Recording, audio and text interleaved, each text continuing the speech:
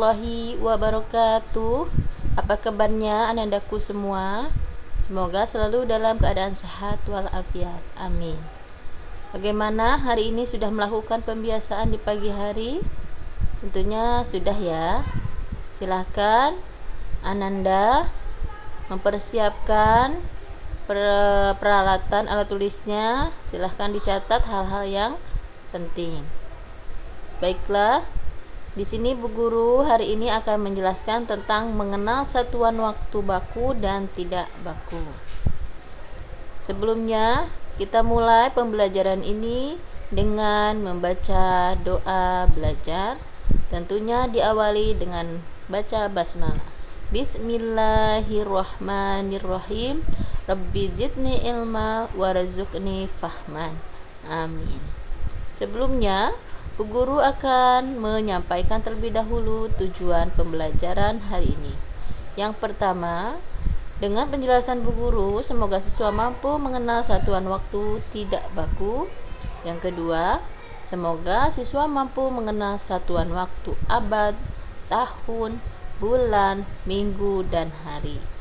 Itulah tujuan pembelajaran hari ini.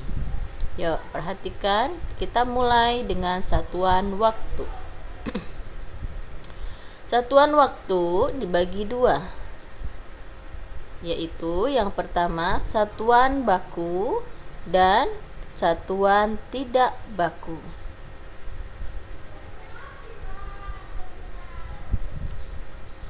Silahkan Ananda perhatikan contoh satuan tidak baku. Satuan tidak baku itu ada lama dan juga sebentar. Apa itu lama? Lama artinya dalam melakukan satu kegiatan kita memerlukan waktu yang banyak. Sedangkan sebentar, kita melakukan segala sesuatu kegiatan itu memerlukan waktu yang sedikit. Ya, perhatikan. Ada cerita berikut. Deran belajar di malam hari. Setelah itu Deran merapihkan meja belajar. Nah, dari kegiatan tersebut, mana yang membutuhkan waktu lebih lama, nak? Ada yang tahu? Belajar di malam hari apa merapihkan meja? Pinter, ya. Belajar membutuhkan waktu lebih lama dibandingkan merapihkan meja. Nah, itulah contoh dari lama dan sebentar dalam satuan waktu yang tidak baku. Oke, berikutnya, ayo berlatih menyebutkan kegiatan berdasarkan lama waktu. Nah, di sini kegiatan yang membutuhkan waktu lama. Perhatikan, ada belajar atau mengerjakan PR.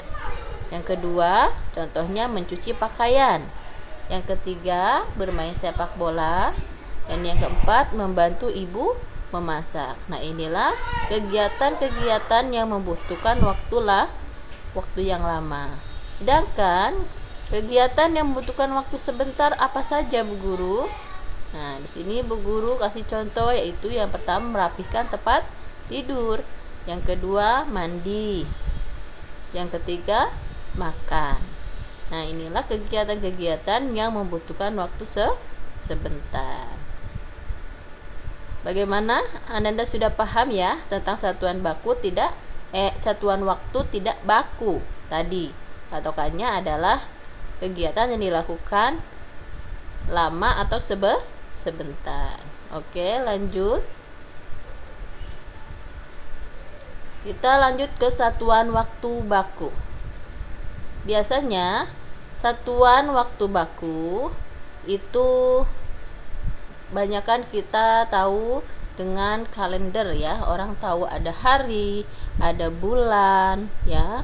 Itu biasanya kita melihat kalender. Nah, di sini Bu Guru akan menjelaskan atau memberitahu waktu baku dari mulai hari, minggu, ya, bulan, tahun, abad, rindu, dan juga dasawarsa. Ada yang tahu kalau hari itu, kalau 7 hari berarti berapa minggu? 1 minggu. Nah, begitu sebaliknya. Yuk kita simak ya. Nah, ini yang harus Ananda perhatikan baik-baik. Ya, hubungan antar satuan waktu. Di sini Bu Guru akan menjelaskan hubungan antar satuan waktu. Kalau 1 tahun itu sama dengan 12 bulan. Sedangkan 1 tahun sama dengan 365 hari, atau ada juga 366 hari. Kenapa berbeda? Karena dalam 1 tahun itu ada yang disebut dengan tahun kabisat, artinya tahun yang bisa dibagi 4 ya. Yang ketiga, 1 bulan sama dengan 4 minggu. 1 bulan sama dengan berapa hari? 30 hari. 1 minggu sama dengan 7 hari. Nah, ini harus Ananda pahami terlebih dahulu sebelum kita belajar menghitung antara satuan waktu. Jadi harus hafal berapa 1 tahun, berapa bulan? 12 bulan. Kalau 1 tahun berapa hari? 365 hari atau 366 hari. 1 bulan berapa minggu? 4 minggu. 1 bulan sama dengan 30 hari. 1 minggu sama dengan 7 hari. Sudah paham ya, Nak? Oke, nanti dihafalkan lagi kalau perlu dicatat biar tahu hubungan antara satuan waktu tersebut. Berikutnya, hubungan antar satuan waktu yang lainnya. Perhatikan satuan waktu dengan cermat. Nah, ada tadi kan disebutkan di depan dasawarsa. Nah, kalau 1 dasawarsa artinya 1 dekade. Ya, 1 dekade ini berapa? Ternyata 1 dekade ini sama dengan 10 bulan. Jadi dia hitungannya nggak sampai setahun ya. Kalau 10 bulan itu disebut dasawarsa.